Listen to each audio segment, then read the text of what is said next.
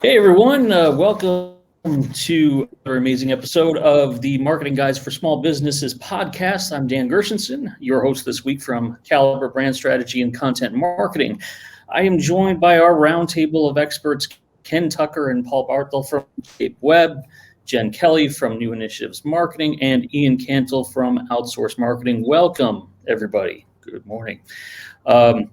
Today, we are going to talk about what small businesses can do to crack the hiring code, marketing their business to attract more of those special AllStar candidates. By the way, this topic is near and dear to me. The first 5 years of my career were spent at a recruitment marketing firm, and I still have the mug I found. Every business at one time or another, even in a challenging economy, has to consider what they need to bring aboard for not only support, but for growth. And if there's something on the horizon for you as a hiring manager anytime soon, or as a business owner, we're going to discuss several terrific strategies that are going to get your business hiring smarter and in line with your brand at the same time. So let's talk about that further with our panel. Ken, we're going to start with you. It seems like whenever we have talked in the past about marketing, advertising, brand strategy, all of that seemed to fall within this exclusive domain of the marketing department. But how much of that brand strategy should, in your opinion, mirror the recruitment strategy and vice versa? And then second part of that question, I guess, is why is it so important in you that HR has a greater say in the development and evolution of the brand? Yeah, no, that's really interesting. I think when we talk about marketing, we make the mistake that that's always outbound. It's always outward projection of what is the brand as seen by people who are not associated with the brand. But the reality is, and this is going back. I mean, gosh, I have a master's degree with an emphasis in organizational behavior and corporate culture. Corporate culture is critical. And if you're trying to find a way to recruit the best employees, sometimes your best advocates are all of the other employees that you have. You've got to be consistent in your messaging, and your communication with them.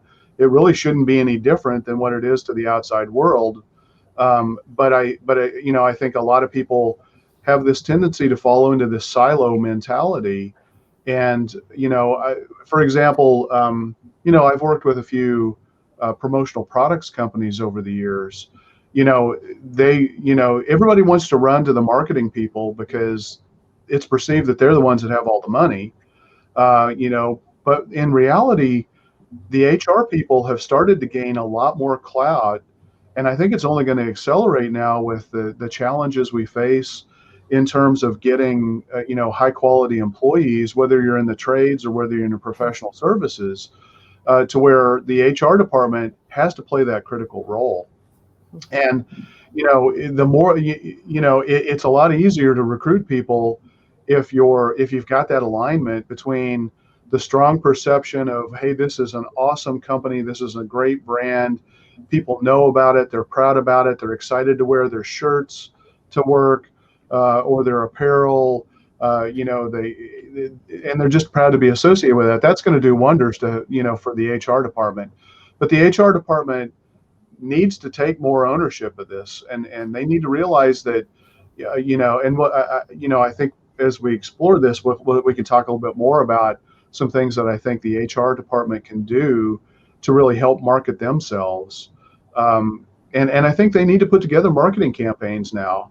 It's not just the old recruiting, hey, let's set up an interview and let's go from there. It's a different world because people have choices, and everybody is fighting for resources in a big way right now. Yeah, it would seem like the way you're describing would be so much more fluid for both sides of the table, because if you can get HR and marketing and anybody else on board at the same time, you avoid this kind of thing where, let's say you're doing a recruitment campaign as a marketing person, and you're pitching it to HR, but then HR is like, okay, that's great. We got to run this by marketing. And you're like, so you have to like do another hurdle and a whole new set of people. Whereas I think what you're getting at is let's all get it together at the same time, like from the get-go, right? Yeah, you really should work on organizational alignment, and that it ultimately comes down to your communication strategy within your organization and external to your organization. Ian, let's talk about reputation management here for a sec, because it seems like there is an opportunity for it to play a role in hiring. I was coming across this stat on LinkedIn. It was kind of eye-opening, is that 75% of job seekers are going to research a company's reputation before actually applying for a job. So if I'm a hiring manager right now, what should I be thinking about and can I do to improve my business's reputation in the eyes of a potential candidate? And let's say that I have a few, a negative review or two from Glassdoor or Indeed. It happens, especially when somebody leaves the company. What kinds of things can they do for a proactive reputation management strategy? Yeah, it's a great question. The thing I would make clear here is that what you do for hiring reputation and corporate cultural reputation is very, very similar to what we would do for the external facing reputation of a business. They're very similar marketing tasks in that, first of all, you need to make sure that you have a great culture. This should go unsaid, but I'm saying it anyways. You have to have a great internal culture. You have to be creating a place where people love to work and deliver great value to clients. If you don't, it's the same as trying to build up your reputation as a business. If you're delivering poor quality products or services and bad customer service, no matter how many reviews you ask for, you're not going to have a great reputation. So you have to make sure that you're creating a great workplace. The second part of it, though, sorry, go ahead, Dan. No. I was just going to say, is there a way to do that without, sometimes it feels forced internally when they try to do that. Like, hey, say good things about us, get our rating up there.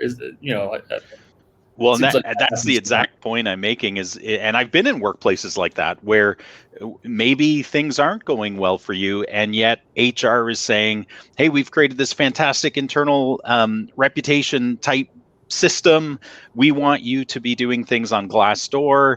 And you're like, I don't think you really want me to be doing that right now. I think we need to fix some things internally.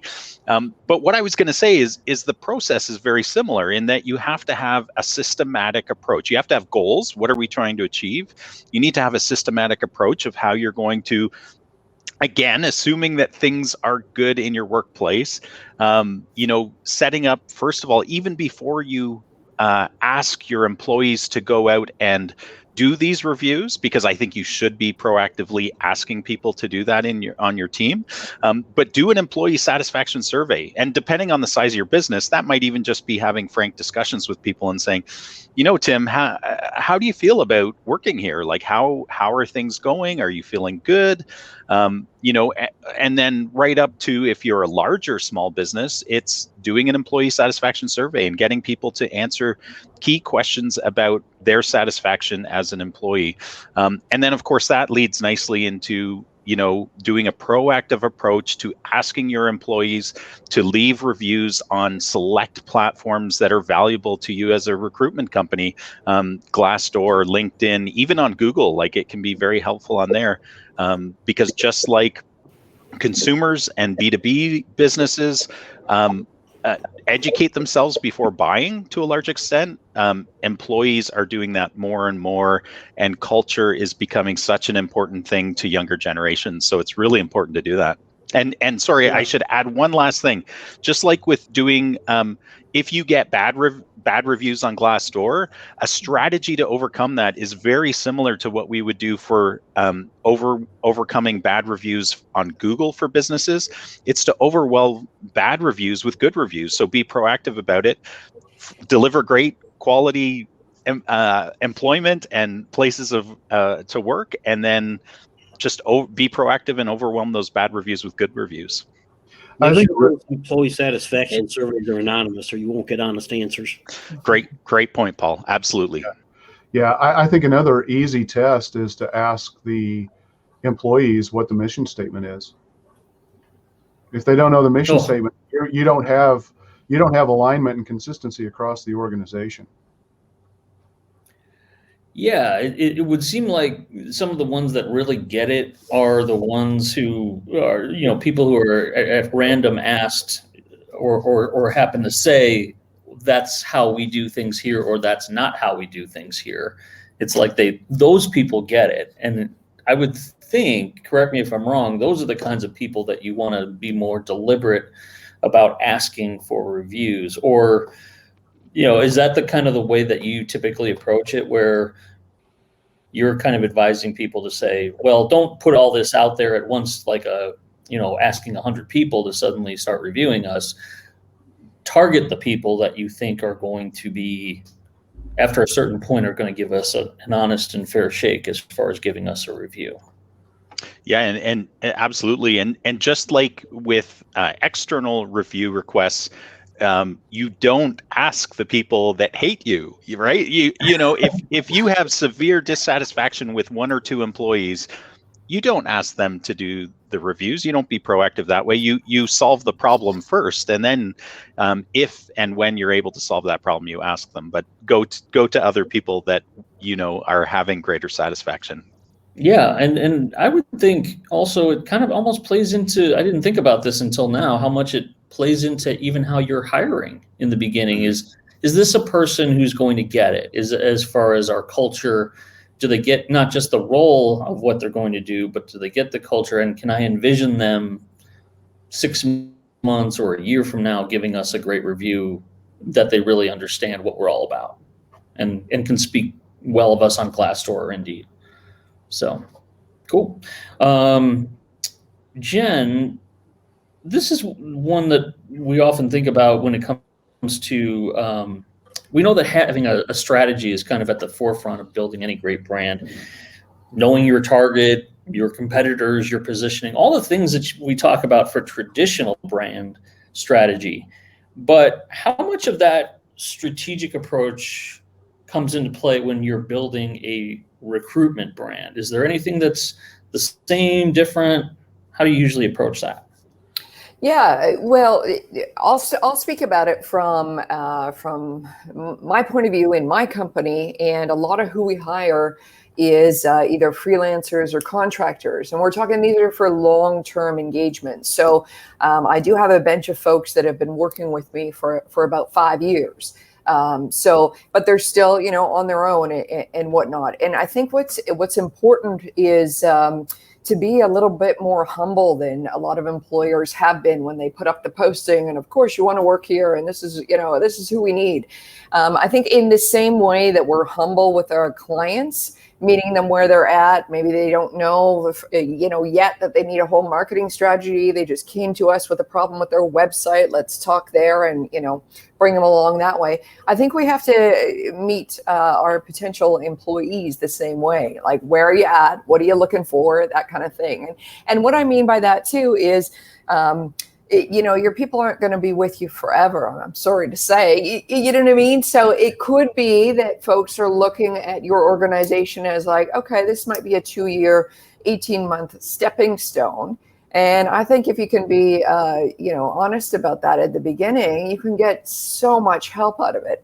So I have a story to share right now. We have someone who just out of MBA school wants to take over the world, wants to run global marketing, but even did admit in the interview process, I am full of like strategy and case studies. I don't know how to put any of this to work in the real world.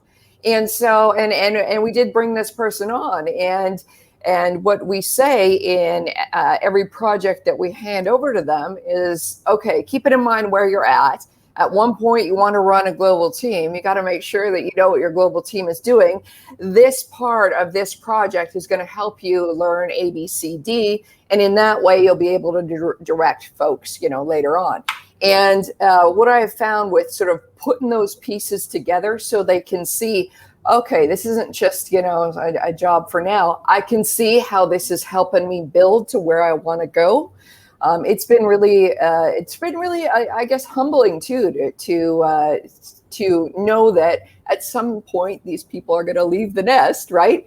But that can you be the employer, or can you be the brand or the company that really help them get either their start or help them really solidify certain skills at a certain point in their career?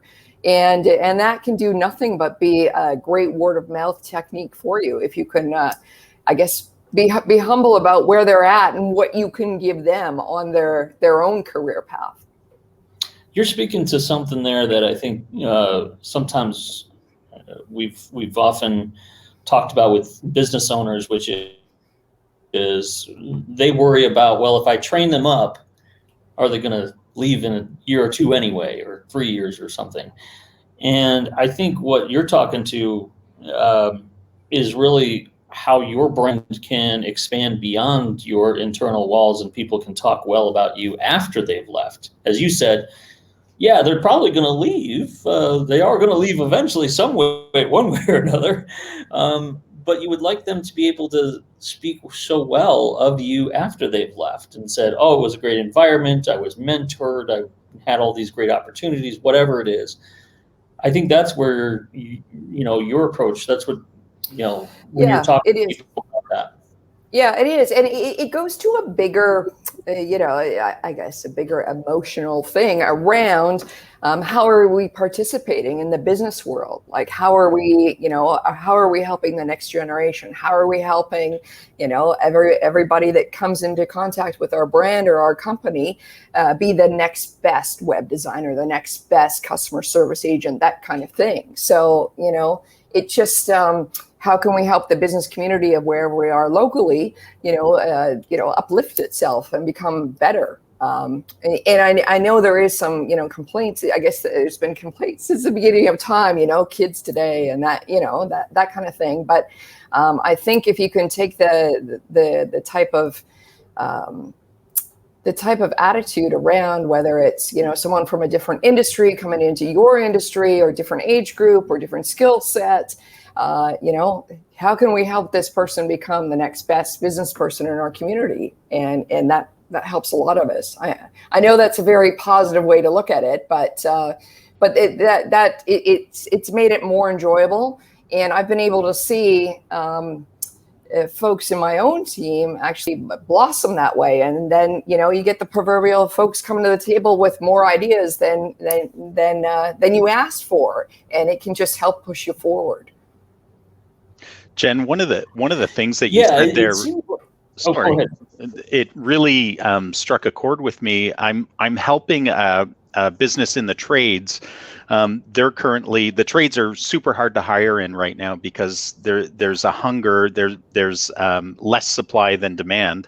And one of the things in our discussion that kind of came out through the process of consulting with them was that up till now, they've looked at these people in these specific roles as filling that role, whereas what you're talking about and where our discussion ended up going was, how can you help these people see a longer picture? Like, how is this in their personal and professional development going to open up new horizons, rather than you're coming in to fill this role and there's actually no path after this, right? So you're talking about the long-term vision, not just for yourself as a business, because you have that, but also how can I help this person see a longer-term vision that will be very enticing to them, because my competitors might not be talking about it that way. Yeah, absolutely. That's cool.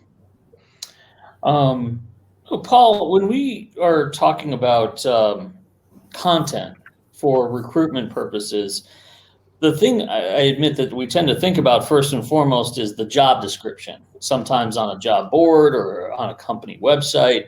And lately it seems like, I don't know, maybe it's just me, that there's these job descriptions are asking you to do like 20 different things or something.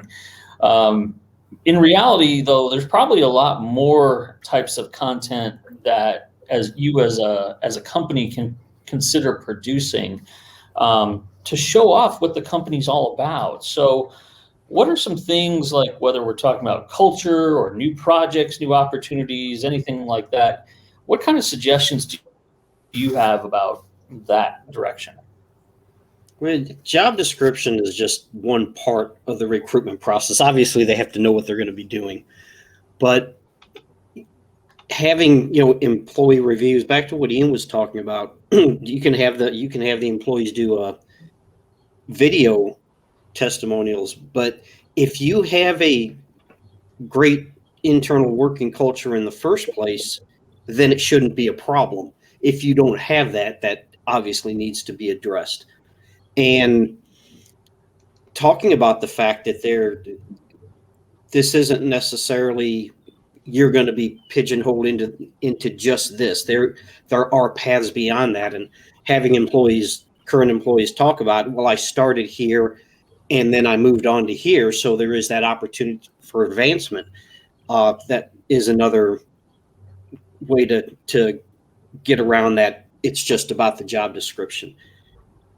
But I think a lot of it does go back to what both Ian and Jen were talking about, is that there probably is a path beyond this, and you have to get that across, and you have to have that internal culture fixed first. In case there's any issues there, you need to address that first, because if you have that, then asking employees to do these things shouldn't be a problem. Yeah, it's such a difference from, I don't know about you guys, but my dad worked the same job for his entire life, just one job. And now, last I heard, Not anymore. Yeah, last I heard, I think it's down to an average tenure of less than 3 years at a company, which is mind blowing to me. So it's, I think it's somehow getting these stories down at just the right moment, when you can, knowing that, they may not be with you in 2 or 3 years. So one of the things that really struck me, Ken, was you were when we first started talking about this last week. You were mentioning something about selling a candidate on the local city or the town, especially if you're not from there, which many times is the case. So I could be from, let's say, New York. I'm taking a job in Denver. I've never been there before. Talk to me about some of the things besides the work itself, the job description, and what I'll be doing. What are some great ways that a company can help market their cities, their towns to candidates, so they can start to visualize themselves working there? Yeah, I mean, so a couple of things come to my mind. One is reach out to your local chamber of commerce, find out what promotional materials they have. Think like a realtor, right? Maybe even set up a couple of meetings with realtors to find out what's going on in the local market. How do they sell people? Do they work with relocation? Because there are realtors who do specialize in relocations. And get all of that down. Go do your research. Look, there are, in any city, I guarantee you, well, hopefully this is the case. If not, you may be in real trouble. But in any city, there are going to be people who are writing about your city, talking about all of the great things. Get those blog posts, get them organized, read up on it, learn about those things. And then, from there, I would actually recommend, I would create a landing page that I would send my candidates to. And on that landing page, I'm going to have a video or a series of videos that I would ask them to watch before we even talk and we even go through the interview process. Because if they don't like what they see about the city and they're not really serious about relocating, why waste either one of our time, right? Develop common objections, or concerns. Okay, well, I don't understand, I don't think I could afford to move there. Yeah, you can, because here's really what's happening in the real estate market.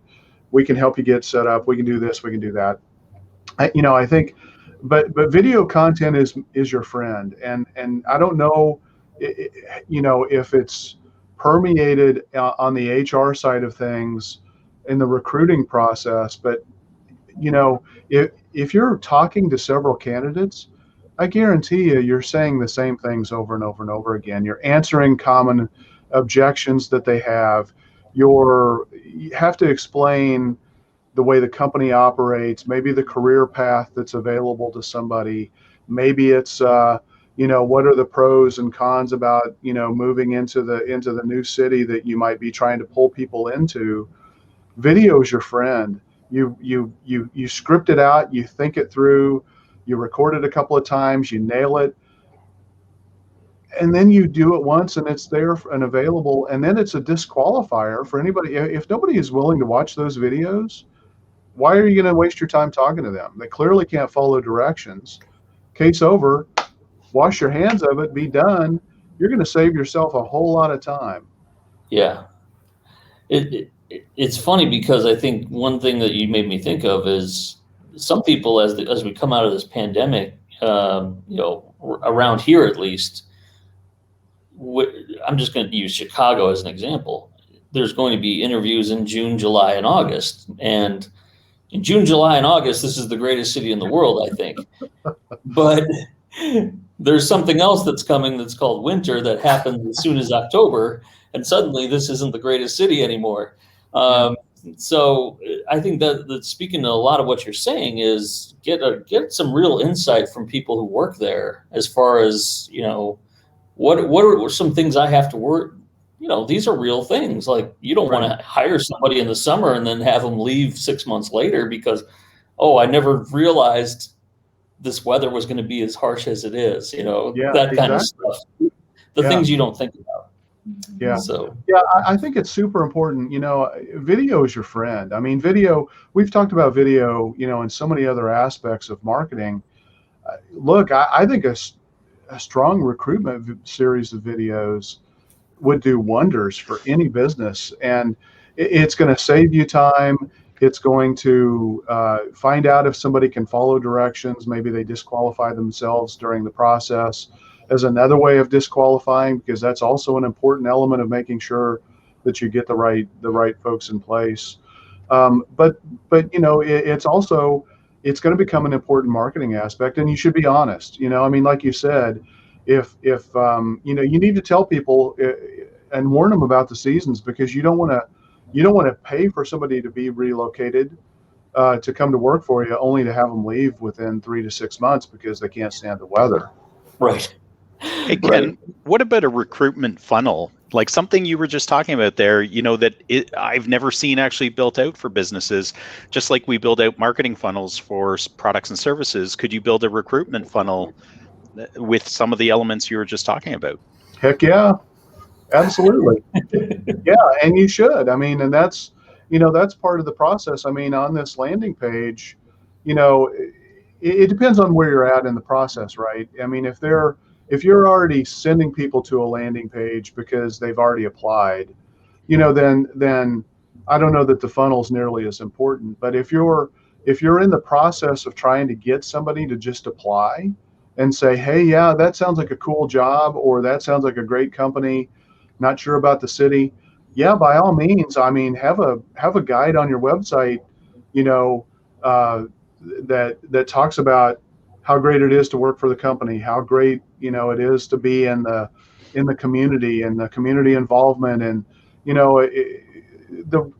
of the weird things that's going to happen here as we come out of the COVID economy is there's going to be massive population shifts.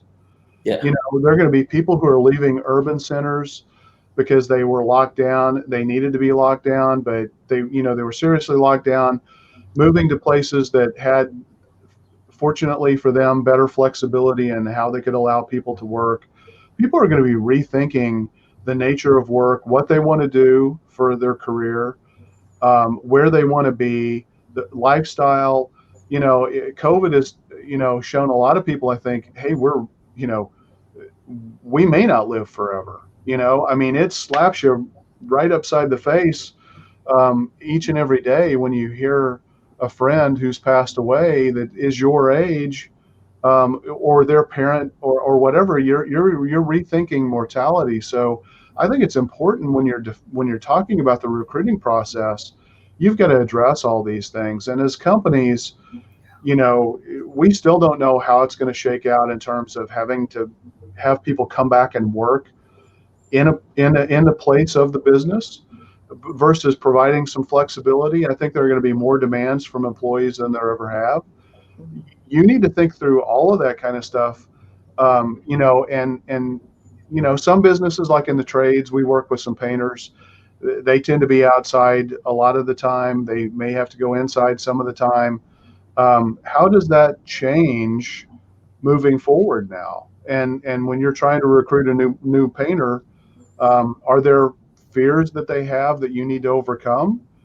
Or is it an opportunity because before they were stuck in a job where they were trapped inside and were really concerned about their exposure, and now maybe they have an opportunity to work in an outside environment that maybe, even though it's hard work, maybe it's a safer environment from a pandemic perspective, It's a huge thing, I think, because of that cost of living question is always been there. But I think now, because of what we just went through, now it's become a huge thing. I keep hearing, for the longest time, I always heard that, people are going to leave Silicon Valley, let's say, because it's so ridiculous. But it seems like now we're finally seeing a little bit of that where somebody goes, well, I'm going to hire a programmer, let's say, and I'm in Silicon Valley or something. And if the programmer likes mountains and wants to live, say, in Utah instead of California, how can we make that work? Instead of suddenly saying, well, it's got to be here. It's got to be under this roof. I think all of that seems to be changing now. Yeah, it's going to be an interesting balance because there are people who are leaving the type of work that they did because those industries were just hammered by COVID, and they're looking for opportunities. Maybe there's some retraining that needs to happen and whatnot, but I think businesses really need to think through all of this stuff. Yeah, and it's fundamental. And it's when you're dealing with challenging times, whether it was a really good time for your business or whether it was a real struggle for your business, it is always the time to reevaluate and relook at everything you're doing and see what makes the most sense moving forward. Yeah. Ian, one of the more tried and true methods I think we've seen for a long time in recruitment is the employee referral program. I'm sure in any places that we worked before this life of ours, we probably worked for somebody else and they had an employee referral program, and you're asking someone essentially, hey, if you know someone who is a qualified person for hire in this department, this category of work, and if they're actually hired, that employee doing the referring gets some kind of reward. What do you think that a business has to do internally to get people excited about an employee referral program? Because these things, they can take off or they can flop based on how you are internally communicating. So what are some suggestions you have on that to make that type of program a success? Yeah, I said it already, but I'm going to say it again. Make your workplace a great place to work. That is the first thing, because you want great employees to refer other great employees. You don't want the bad ones to refer bad employees just for the money. The money is an incentive to get people to act. So make sure it's a great place to work. The second thing is make sure you develop a program, a plan, put it on paper so that, regardless of the size of business you are, even if it's, a business under 10 employees, make sure you put it on paper, because you don't want it to be just, hey, the boss said I get, $1,000 if this person is hired or something like that, and then something changes. You don't want that, because that right there creates bad vibes, right? You want it to be clear. I think the business needs to very clearly also state, these are the type of people we're trying to attract. Not just here's the job posting, because that's normally what's done, is here's the job posting, send out the teams to go find people, which works. The incentives work. Make sure the incentives are incentive enough to get people to act. But I think really creating that, we're looking for people with this type of attitude that will be great team members, that want to grow with a business that's growing, whatever it is, right? Develop that vision for, these are the type of people we want. And then publicize it internally. Again, regardless of the size of your business, you have to talk it up all the time. Even if you're not actively having, a hiring need, keep talking it up, because you will have a hiring need eventually. And then the other thing I think, I haven't seen this done well, is making sure that you publicize the win-win of when somebody is hired. So not only are you handing over some cash or whatever the incentive is to your employee, you're actually internally raising those people up and saying, like, yo, Joe, Jean, she was able to bring us Kim or whoever, and Kim's a rock star. So just making sure that you are, creating great vibes internally about an internal referral program. I think those ambassadors are so huge sometimes, those high energy people. And sometimes it kind of goes back to what we started from the very beginning, where, oh, well, they're in that department, we can't use them. There has to be a marketing person that sort of launches all of this. It would seem to me like identifying some of those great people who always just have so much enthusiasm for doing something new or for the company, and regardless of what their title is, regardless of what department they're in, start enlisting those people early on, right? Like getting them excited, getting their input on those incentives that you were talking about. Absolutely. Yeah. And ask your employees, what's going to get you to help find somebody for us, right? We're a team, but this is an extra thing we're asking you to do. And then, gauge that kind of response. Obviously looking out into the community and seeing what your competitors are doing. In the trades right now, like a lot of the postings actually talk about incentive programs. Now, these aren't referral incentives that are on the posting, but these are incentives for if you come to an interview, if you get hired. But they're also being forthright that if there is a referral, there's this, some of them aren't like a lump sum incentive for money. Money is often the incentive, but sometimes it's when they get hired, you get X number of dollars. If they last 3 months, you get X number of dollars. If they last a year, you get X number of dollars. Which is, again, opportunity to just bolster the great vibes. You're creating, that culture of winning together. That's great. Jen, if there's a bigger topic these days than diversity, I don't know what it is. And it seems like diversity of candidates has become like this, just a gigantic thing for people to wrap their arms around. Types of candidates we might interview, types of candidates we might hire. What is it, where can a business start, in your opinion, as far as marketing their brand to put it out there that, hey, we're looking for these types of diverse set of candidates for hire? Is there anything they can speak to or demonstrate that's kind of helpful here to sort of show that they're all about diversity and inclusion? Sure, absolutely. So I have a list here of diversity, but diversity, I think it's really important for the company to get it right about what they mean about diversity. So when you say diversity, I guess in the environment we're in right now, you probably mean ethnic diversity. But there's age diversity, gender, experience, life stage, personality, whether someone has a physical disability or mental disability or not, the industry they come from, whether they're a big company person, small company person, or entrepreneurial person. So there's tons of diversity. And each one of those can significantly add to your business for sure, right? What does your company feel about hiring folks from outside the industry, right? There might be some rub about that, or there might be the thinking of like, oh my God, well, I came from outside the industry. That would be great. Same with age as well. Is it always the spring chickens you want, or do you want someone in their 50s or 60s that really understands what the word deadline means? You know what I mean? Like it depends what you're looking for. But I just want to make sure that you're thinking broader than just ethnic or gender diversity that we have that has basically the spotlight in today's conversation.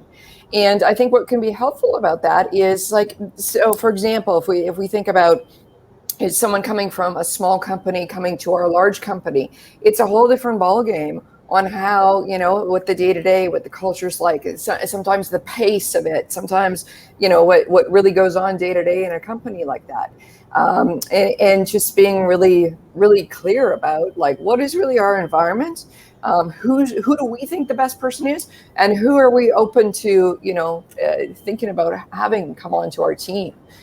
So as I look at the list here, I mean, all of these different, types or attributes or life stages of someone can definitely help your company. But then it could also, be a jam in the gears as well if you get the wrong person in there. And it's not always about, their personality. Can they get along with everybody? It's, maybe they think it's going to be very romantic to change industries, and actually going from big company to startup is just a nightmare for them. So all this to say, I think it's really important for the company to understand, what do we really mean about diversity, and what do you think? What do we think is worth taking a shot at? What have we tried before, and what are we going to be willing to open up to?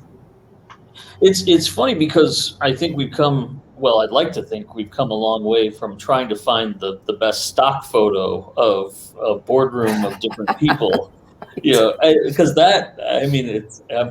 I'm joking, but I'm not. It's, a long time ago. Diversity as itself has been around as far as,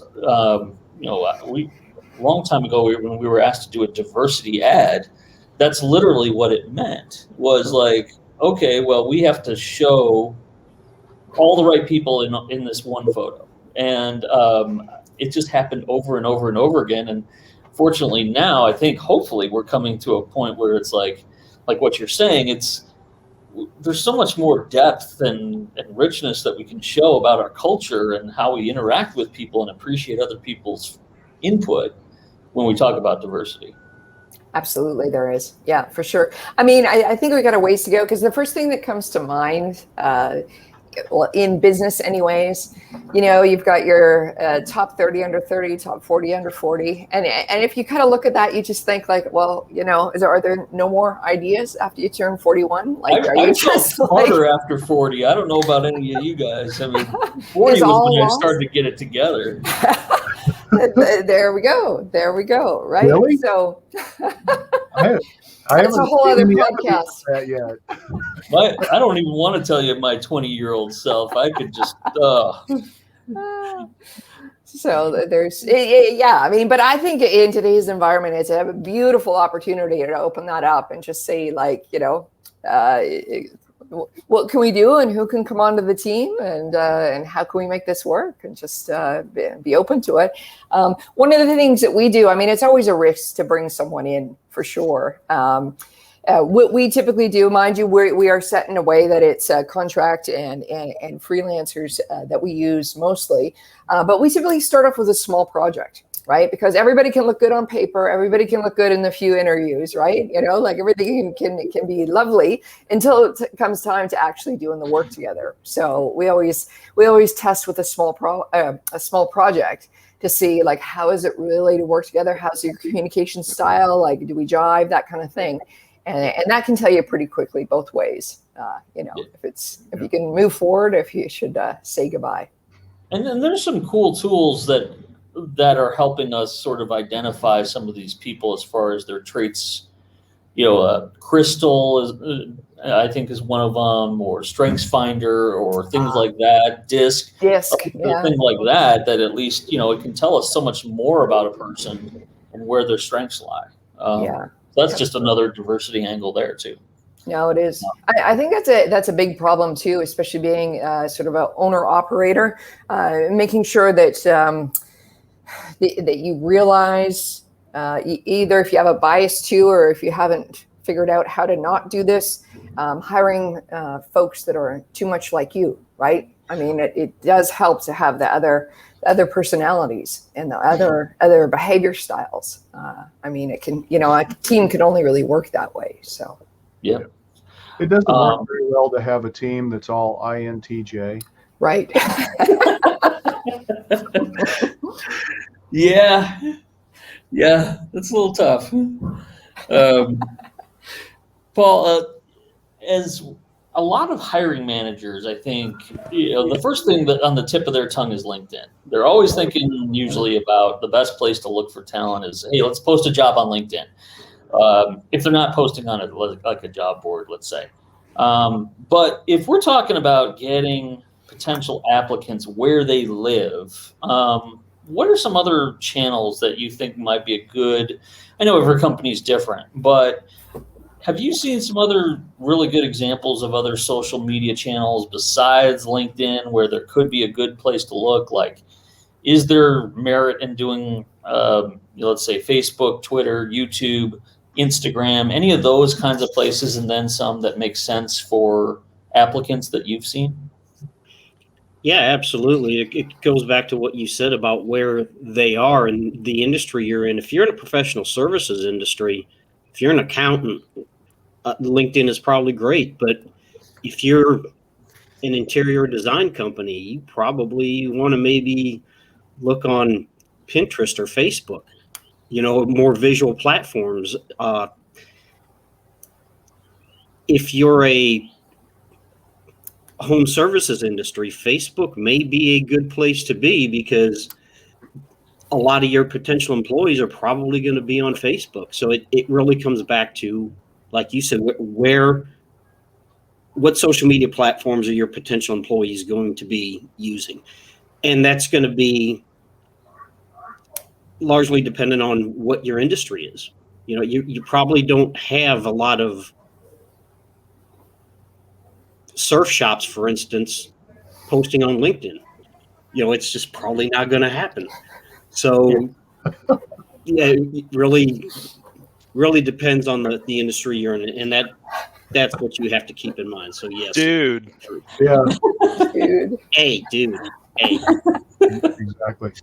Well, I mean, even certainly communities too, so Facebook groups, obviously you have to be respectful of the policies of each group that's out there, right? But, I mean, for certain places, I mean, even looking at, a site like Reddit or someplace like that is probably worth pursuing for, because you've got to go where your ideal client is going to be. And in this case, your ideal client is, prospective employee. Where are they spending time?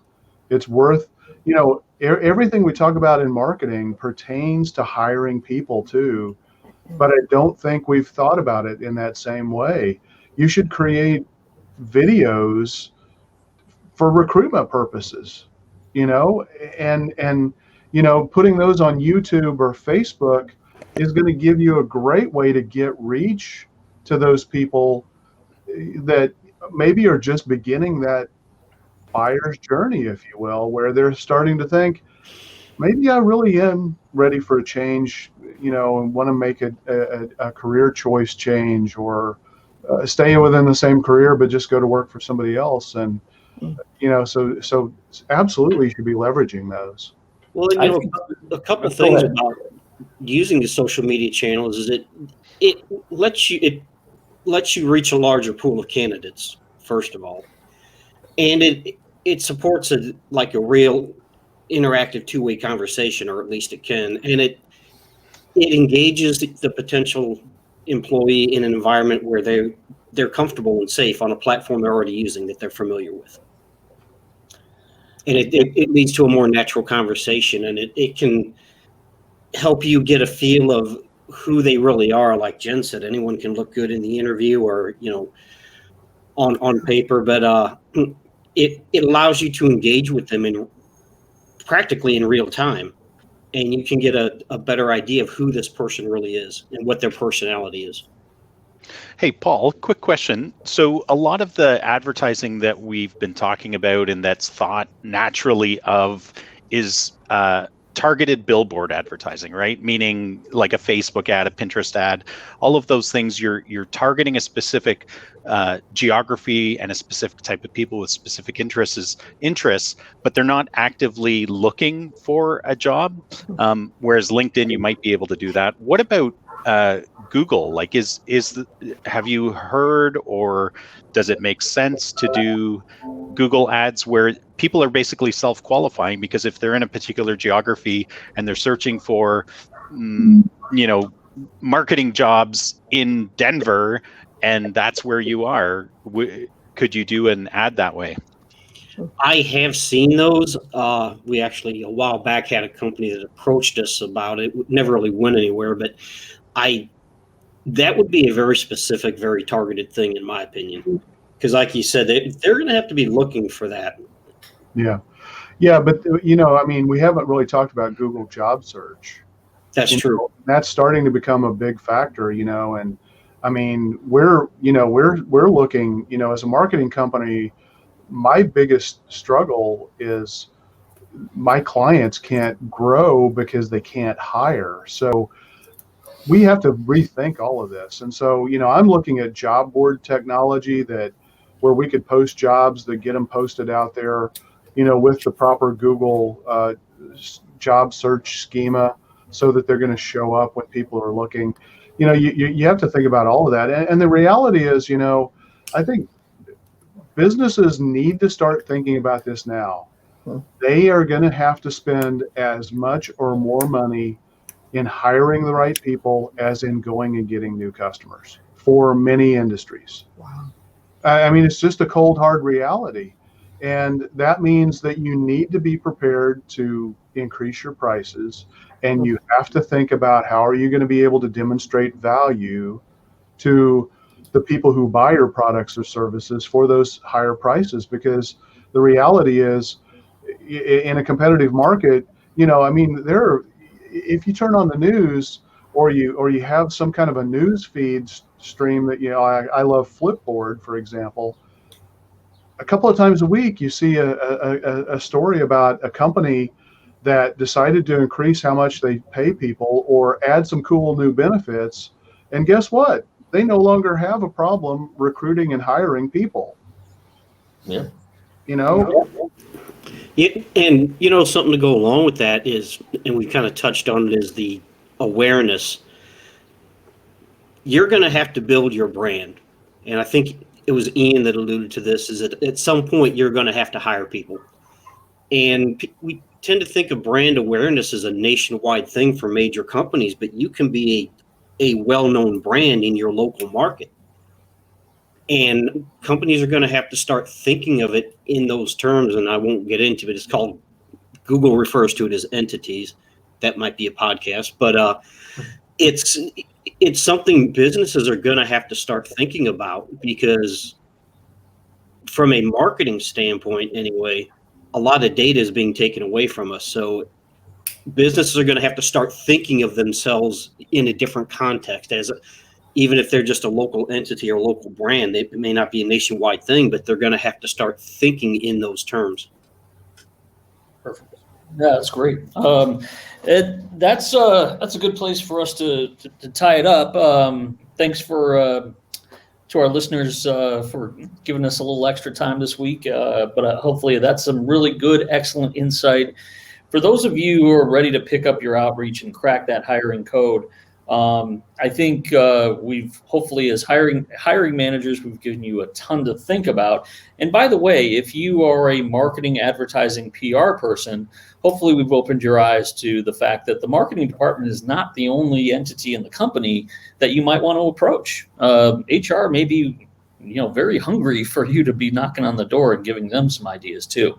So hopefully these thoughts are going to help folks make a direct line to the AllStar candidate they've been thinking of. So I'd like to thank our panel for the Marketing Guides for Small Business podcast, Ken, Ian, Jen, and Paul. And we will be back next week with another exciting topic to propel your brand further. Until then, thanks for listening. Take care.